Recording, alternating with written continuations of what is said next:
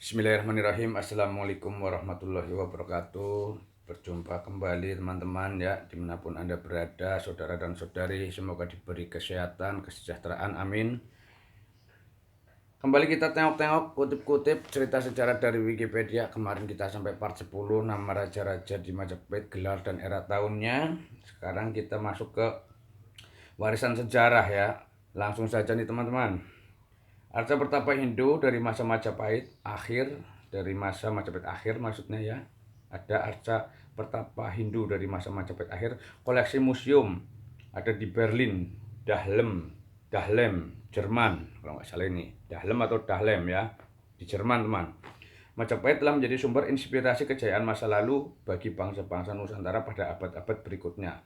Legitimasi politik Kesultanan Islam Demak, Pahajang, dan Mataram berusaha mendapatkan legitimasi atas kekuasaan mereka melalui hubungan ke Majapahit. Itu masih keturunan. Demak menyatakan legitimasi keturunan melalui Kertabumi. Pendirinya Raden Patah menurut babat-babat Keraton Demak dinyatakan sebagai anak Kertabumi dan seorang putri Cina yang dikirim keluar istana sebelum ia melahirkan. Menaklukkan Mataram atas Wirasaba tahun 1615 yang dipimpin langsung oleh Sultan Agung sendiri memiliki arti penting karena merupakan lokasi ibu kota Majapahit. Ini dipimpin oleh Sultan Agung. Memiliki arti penting, merupakan lokasi ibu kota Majapahit. Keraton-keraton Jawa Tengah memiliki tradisi dan silsilah yang berusaha membuktikan hubungan para rajanya dengan keluarga kerajaan Majapahit. Seringkali dalam bentuk makam leluhur yang di Jawa merupakan bukti penting dan legitimasi dianggap meningkat melalui hubungan tersebut. Oke teman. Bali secara khusus mendapat pengaruh besar dari Majapahit dan masyarakat Bali menganggap mereka penerus sejati kebudayaan Majapahit. Masih banyak sih ya di Bali memang tata cara, upacara adat dan pakaian itu mirip-mirip kerajaan ya. Para penggerak nasionalisme Indonesia modern, termasuk mereka yang terlibat gerakan kebangkitan nasional di awal abad 20 telah merujuk pada Majapahit. Di samping Sriwijaya sebagai contoh gemilang masa lalu Indonesia, Majapahit kadang dijadikan acuan batasan politik negara Republik Indonesia saat ini teman. Beberapa simbol dan atribut kenegaraan Indonesia berasal dari elemen-elemen Majapahit. Bendera kebangsaan Indonesia, sang merah putih. Wow, gitu teman. Kalau bahasa dulu atau kadang disebut dwiwarna atau dua warna, merah dan putih ya maksudnya, berasal dari warna panji kerajaan Majapahit. Demikian pula bendera armada kapal perang TNI Angkatan Laut berupa garis merah dan putih juga berasal dari warna Majapahit. Semboyan nasional Indonesia, Bhinneka Tunggal Ika, dikutip dari Kekawin Sutasoma yang ditulis oleh Empu Tantular, seorang pujangga Majapahit. Oke. Kita masuk arsitektur teman. Sepasang patung penjaga gerbang abad ke-14 dari kuil Majapahit di Jawa Timur, Museum of Asian Art, San Francisco ya. Majapahit memiliki pengaruh. Jadi sepasang patung penjaga gerbang abad ke-14 itu ada di San Francisco teman. Malah jauh ya, di luar negeri. Majapahit memiliki pengaruh yang nyata dan berkelanjutan dalam bidang arsitektur di Indonesia. Pengembangan bentuk pavilion atau pendopo teman. Berbagai macam bangunan di ibu kota Majapahit dalam kitab Negara Kertagama telah menjadi inspirasi bagi arsitektur berbagai bangunan keraton di Jawa serta pura dan komplek perumahan masyarakat Bali pada masa kini. Meskipun bata merah sudah digunakan jauh lebih awal, para arsitek Majapahit yang menyempurnakan teknik pembuatan struktur bangunan bata ini. Beberapa elemen arsitektur komplek bangunan di Jawa dan Bali diketahui berasal dari Majapahit. Oke. Misalnya gerbang terbelah Candi Bantar yang kini cenderung dikaitkan dengan arsitektur Bali, sesungguhnya merupakan pengaruh Majapahit sebagaimana ditemukan pada Candi Wringin Lawang. Mungkin untuk simbolik-simbolik menghormati keterkaitan dengan Majapahit ya teman. Ini saya ikut komentar ini. Seperti Cirebon, Kesultanan Cirebon begitu. Salah satu candi Bentar tertua di Indonesia, demikian pula dengan Gapura Paduraksa Kori Agung atau Kori Agung ya, beratap tinggi di pendopo. Berlandaskan struktur bata, pengaruh cita rasa, estetika dan gaya bangunan Majapahit dapat dilihat pada komplek Keraton Kesepuan. Nah, ini di Cirebon, Masjid Menara Kudus di Jawa Tengah, dan Pura Maos Pahit di Bali. Tata letak komplek bangunan berupa halaman-halaman berpagar bata yang dihubungkan dengan gerbang yang di tengahnya terdapat pendopo.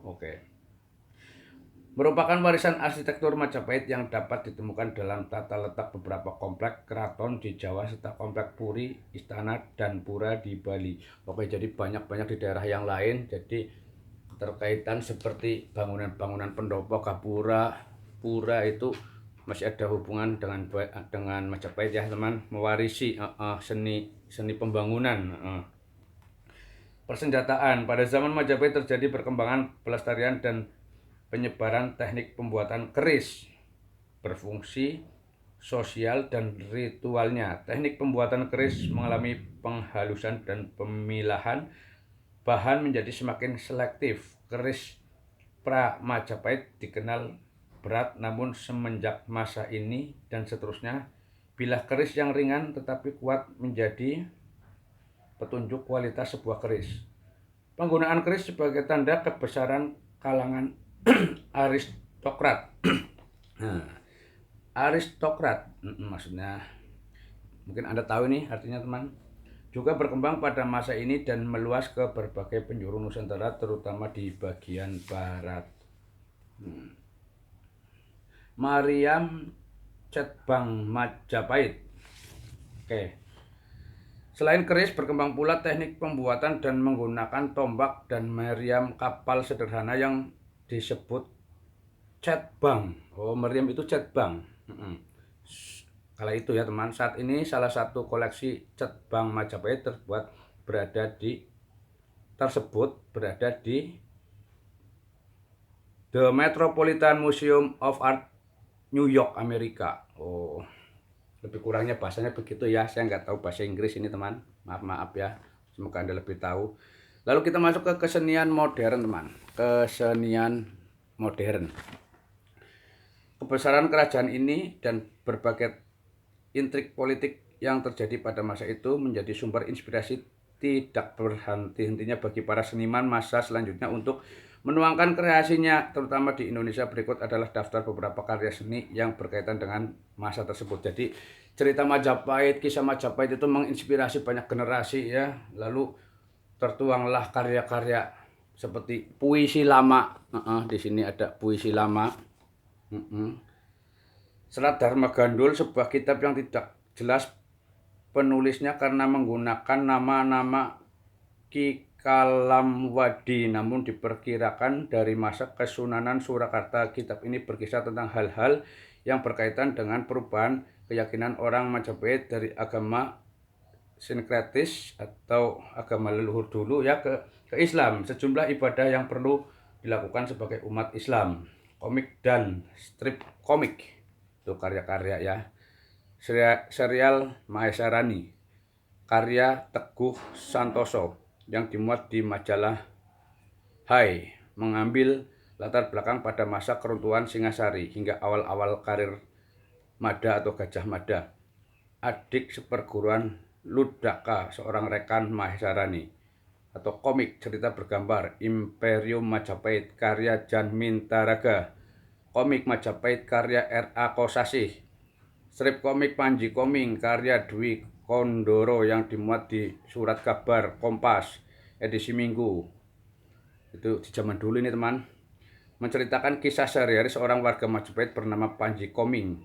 Komik Dharma Putra Wineh Suka karya Alek Irzaki, kisah Rakuti dan Rasemi dalam latar peristiwa pemberontakan Nambi 1316 Masehi. Lalu banyak nih roman atau novel sejarah ya. Teman-teman, ternyata kisah-kisah cerita kerajaan Majapahit itu banyak menginspirasi dan banyak melahirkan karya-karya ya.